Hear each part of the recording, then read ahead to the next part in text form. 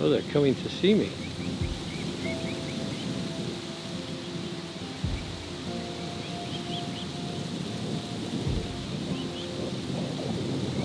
It's hard to imagine just a few days ago, really, 2, 3 weeks ago, they were only about half this size, and look at them now.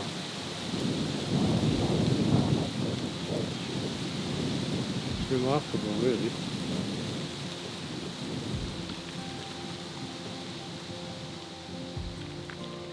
This is a very lovely spot here. I don't know if you remember my first vlog, which was about a year ago now, I think. It was done from this very spot. The first swans that I filmed were done here.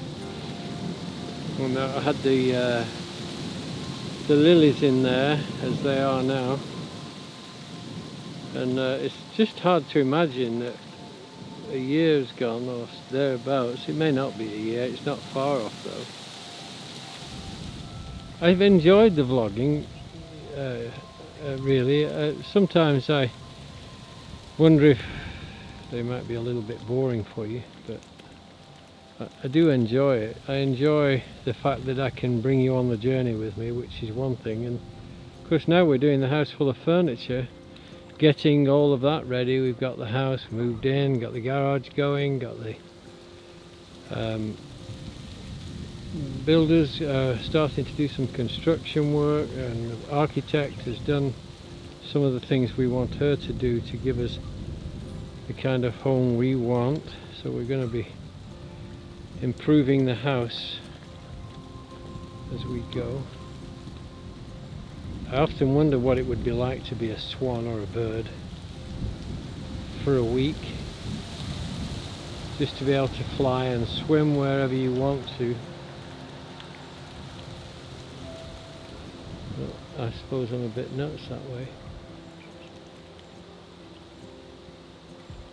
But a swan would be something else when you can fly and swim.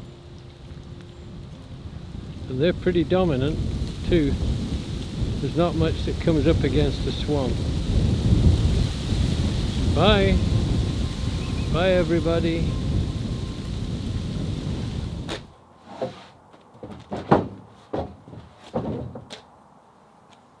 I'm just I'm building myself a shed 8 foot by 12 foot or something, but 9 feet by 12 foot I think. So I'm just unloading the wood I just got from my supplier.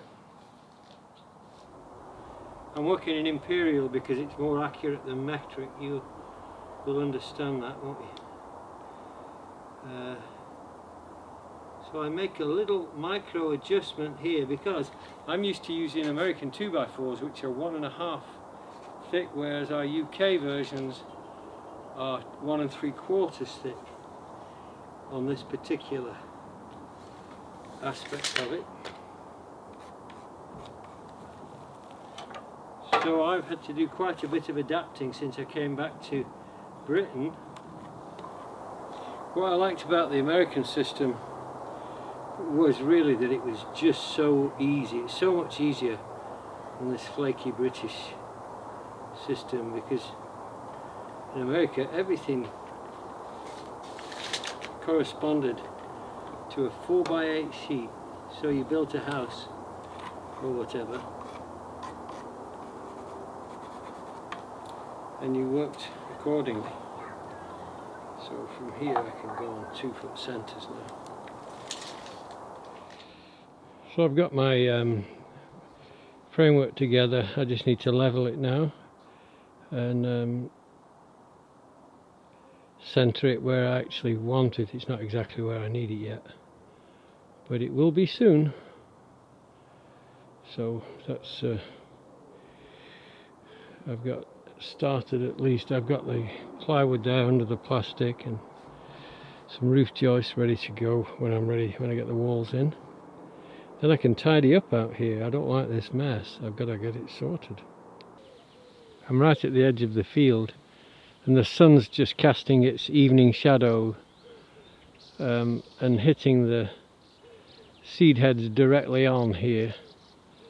So the birds are just diving as swallows do. In and out, in and out. Circling, spinning, weaving so expertly.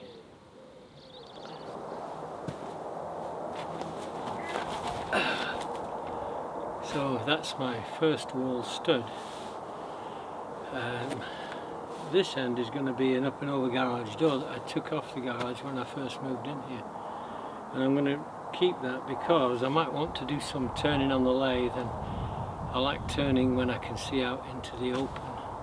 So that's another thing that I want this lean-to shed for.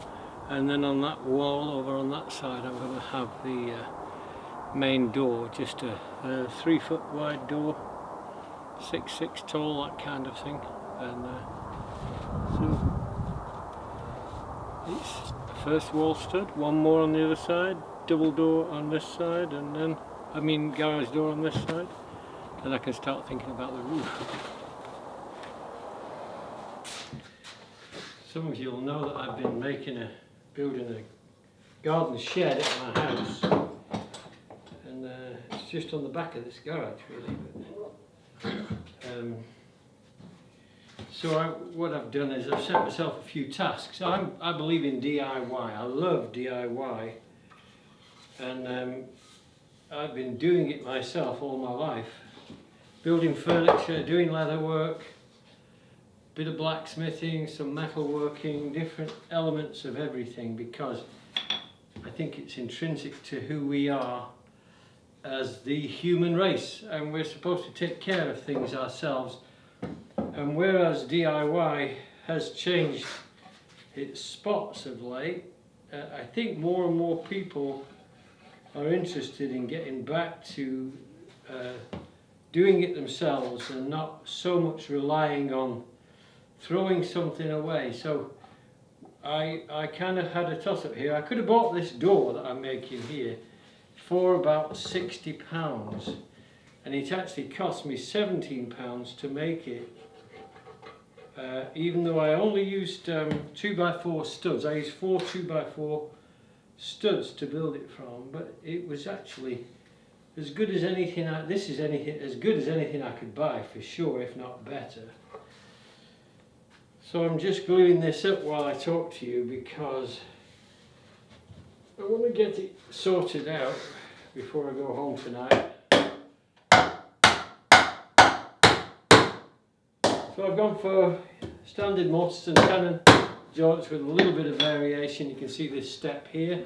I didn't want to take too much meat out of the stiles, but I wanted the wide stile, so that's what I did. These are the kind of things we joiners do. We make up our mind as we're working through something to maximise the overall strength. I've gone with through tenons on this all the way through.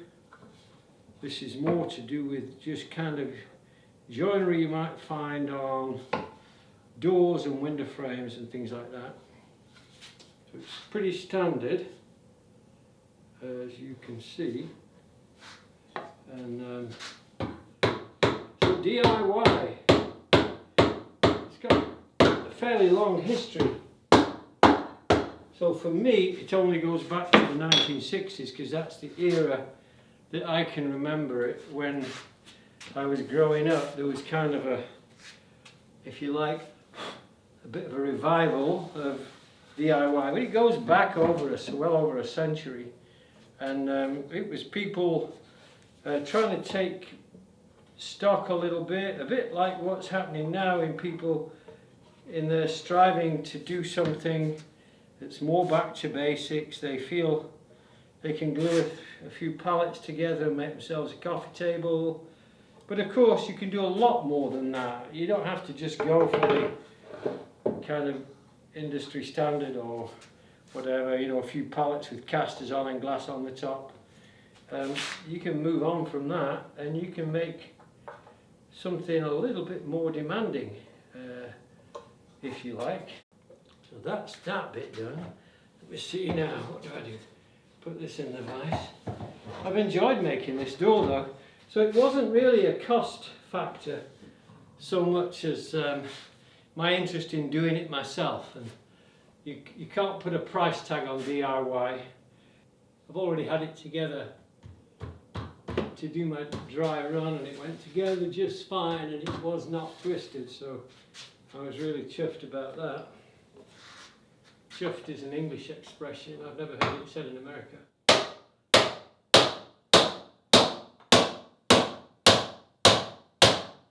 Look at this, it's wonderful. I love it, I love it, I love it. I love my DIY.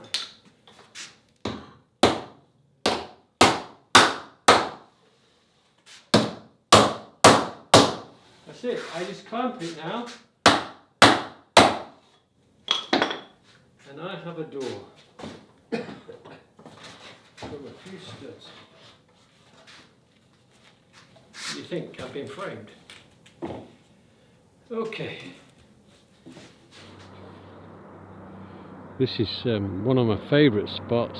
You can sit on the log down there and just enjoy it. In the background you can hear a train whistling through. But the surface of the pond is just alive with life. And I just love this particular spot. It's my favourite, really. Very few places that I feel such peace.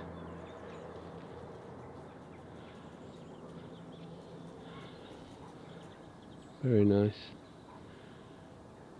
Well, time to carry on my journey. Okay, and here's another thing I wanted to share with you.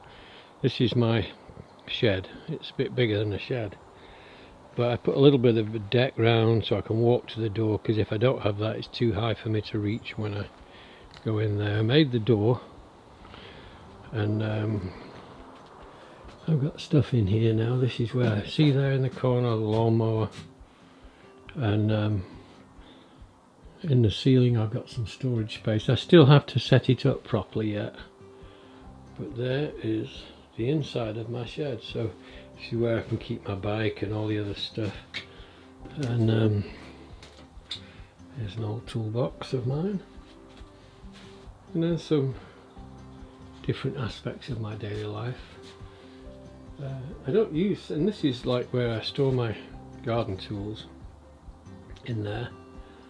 Step ladders, that kind of stuff. So there you have it.